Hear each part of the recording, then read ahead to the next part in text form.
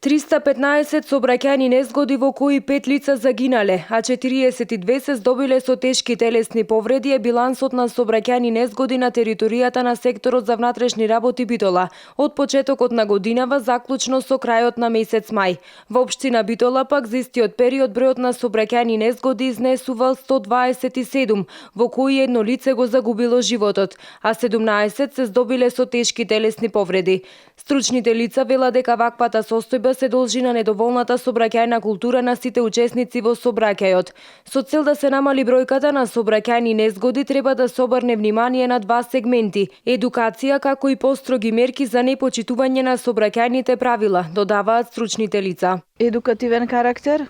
каде што се врши едукација на учесниците во сообраќајето, тоа сме ние сите од најмали нозе.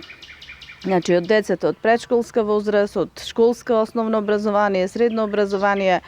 на факултетите кои ќе станат млади возачи, моторциклисти,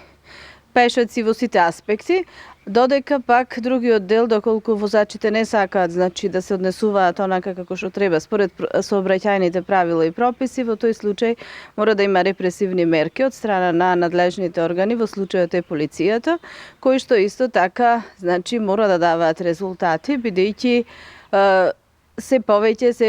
изразува непочитувањето на сообраќајните правила и прописи во овој сегмент. Стручните лица велат дека процесот за намалување на сообраќајни незгоди е долг и тежок, на кој треба континуирано да се работи. Професорка Данчевска со апел до возачите, а посебно до оние понеискусните, многу да внимаваат за да не дојде до несакани последици, затоа што во сообраќајот нема назад, сите проби и грешки се плаќаат.